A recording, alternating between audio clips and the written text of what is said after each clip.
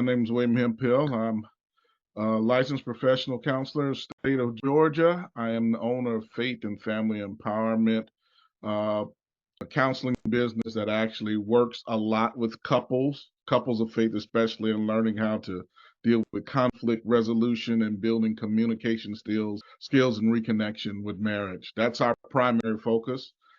We do some other things, little bits and pieces here with adoption, might expand at some point and do some things with people dealing with anxiety and perfectionism. So that's the clientele we mostly serve.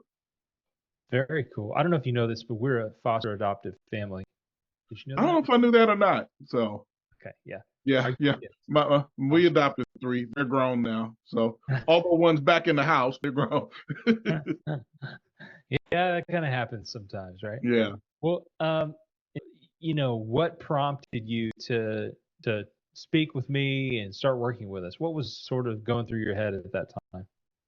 So I knew that I needed admin help because there were a lot of things that I just wasn't able to get done due to time, due to work dealing with therapy or different things and stuff like that. And so I knew I needed to do that.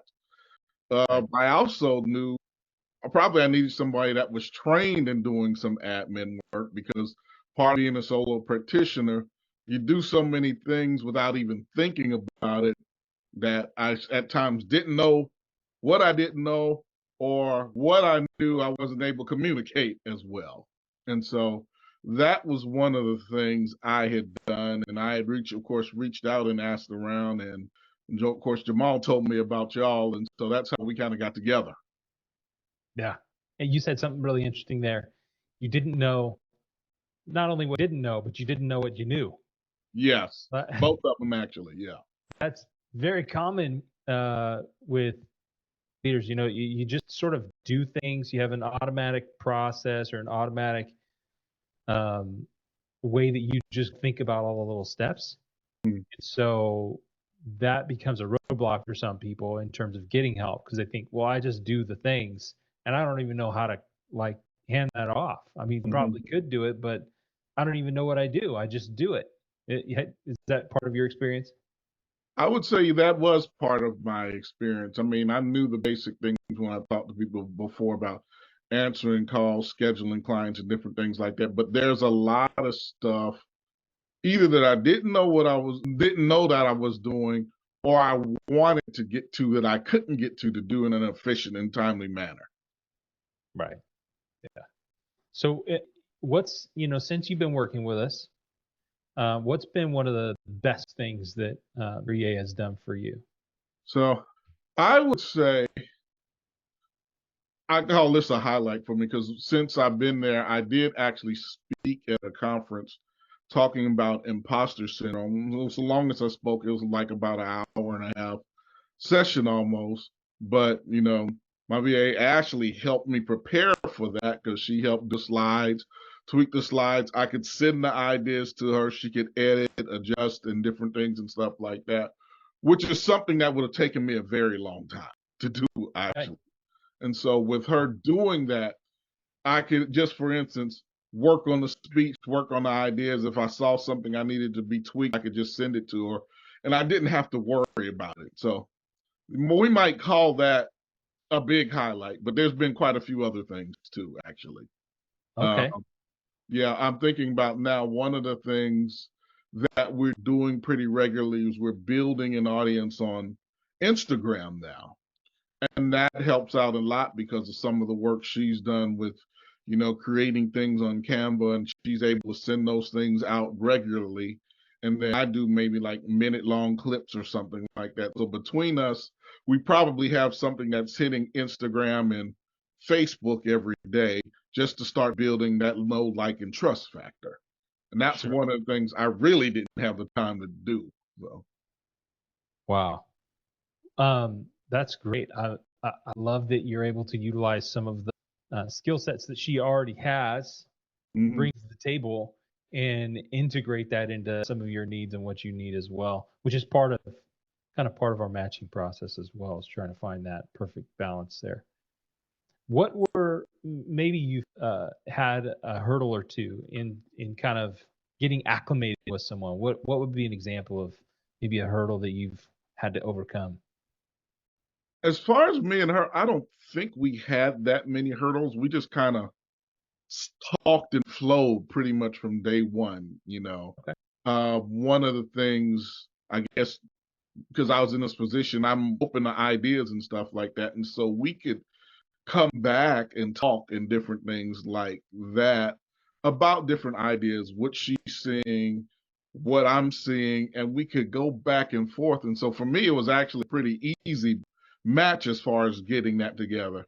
My biggest hurdles, like I said, probably just letting more and more stuff go. That's which I'm trying to do more and more of, letting more things go. So Yeah, that's I get that. Letting more and more go, but I love to hear that, she's become sort of a thinking partner for you as well, a sounding board, someone who mhm. will come with her thoughts about what you're doing or give input. Um, have you found that to be helpful? Yeah, that's actually very helpful. It is because, I mean, a different set of eyes on things helps out a lot. So, Right. you know, Yeah. and then, she gets to interact with clients really before I get to interact with a lot of cases. And so she can kind of feel out sometimes what's a good match and maybe what may or may not be as good a match or different things and stuff like that. And as she knows more about me and how I work, that becomes easier. Yeah. So describe that flow. Like, how does that work for you in terms of like you get an inquiry, someone might want to see you as a therapist, and what happens from there? So what happens is most of the time someone calls. Okay. She'll either pick up the call then or she gets to it. She gets to them pretty quick, maybe worst case within the next hour, something like that. So it's pretty quick that she gets to them. And so that helps out a lot, just that call back and getting to talk to people, kind of getting to talk to them, assess what their needs are, what's going on with them, different things like that.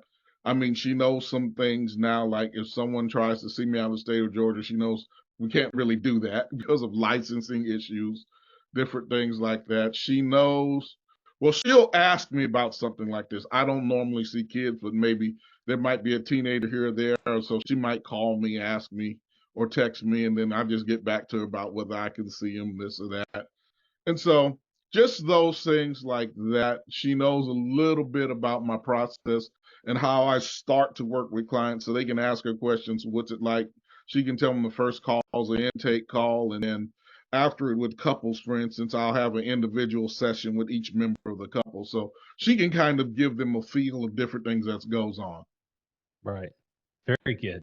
Yeah. Very good. Um, what would you say? Um, what would you say to other maybe people, practitioner, they're handling all the administrative things themselves? What would you say to them, either to encourage them or how would you get them? What would you say would help them set to work with someone like that? I would say number one, I'd say, hey, if you can, just go for it because it's a big weight off the shoulders. So Right. like I don't have to just doing phone calls, for instance. I don't have to worry about at the end of maybe seeing 3 or 4 clients at the end of the day, trying to call some people back and maybe getting to them or not getting to them, depending on how tired I am or something like that. If there's a phone tag issue, it happens with clients sometimes. I don't have to worry about those things. I don't have to worry about collecting payments. She goes by policy. We collect them in the morning. If someone doesn't do that, she lets them know. And if there's some weird circumstance, then she might contact me about something like that. But we also know that, and so that Hmm. makes it a lot easier. Canceling and rescheduling, those things I don't pretty much have to worry about. And then, going beyond that, she's helped me to expand, like I said earlier, doing some of the social media things so I can actually do things to potentially to try and get more clients into the office and do some adjustment in the business and different things. So that she's allowing me to be able to do a lot of those things and leverage a lot of them. So That's great. You also have You want to do some retreats, some couples retreats, and things like that. Is she helping you sort of plan any of that kind of thing? She's helped me in reaching out different places and stuff. Like we're even brainstorming because right now we're actually looking at we're trying to figure out where we're going to do it right now actually, because we've had some good things, but then also with sets of eyes there, we come and we've seen some other things that said, oh, maybe we're not sure if we want to do it this way or not yet. Okay. But like I said, the extra set of eyes and someone who's calling and doing that does help out with that, so we can sit back, talk different things, and go from there. Okay, great. Awesome. What else would you like to add to this conversation? I mean, I would say this: it's worth the investment. I would tell people it's worth the investment. One of the hardest things sometimes about solo practitioners is how the money to do this and how do I do this. And even in my case, I went from 5 to 10.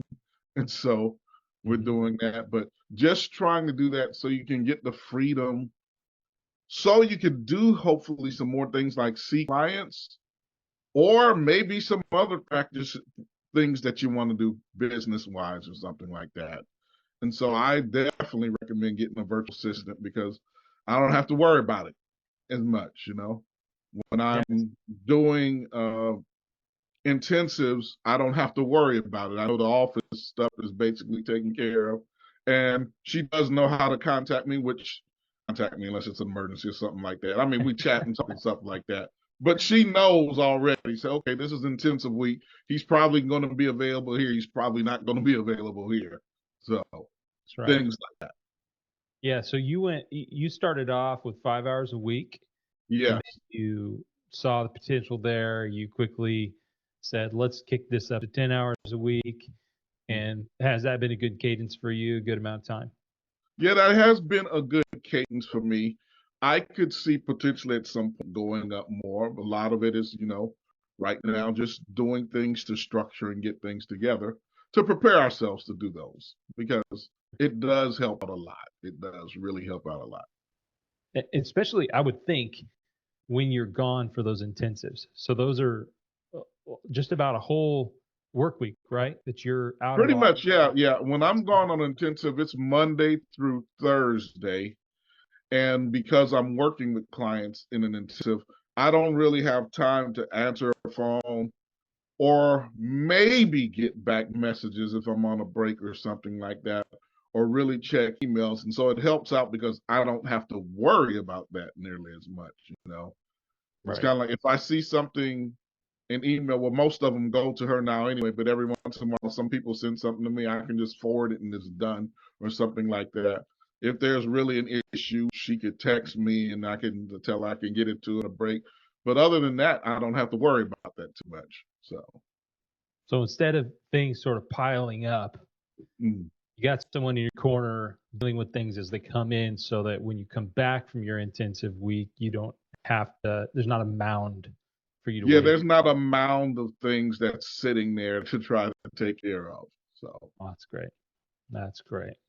Well, I love that you've been able to experience the help that you've gotten so far. I hope that it continues to grow in terms of the helpfulness, that you continue to figure out ways to utilize her that you didn't even know that you mhm. don't really do that, but continually giving you more freedom, freeing up your mind and your energy and your focus to, be present with your clients and do the things that are most helpful for them, but also to help you build the other aspects of your practice, like the retreat and speaking engagements and things like that. So, do you plan on doing more of those speaking engagements? Yes, I do plan on doing some of that. That's probably near the end of the year. We've talked about how we'll figure out what stuff will look like for the year and what we'll focus on. So we definitely know the retreat is a bit, that's probably focus number one. So trying to do the things to prepare and plan and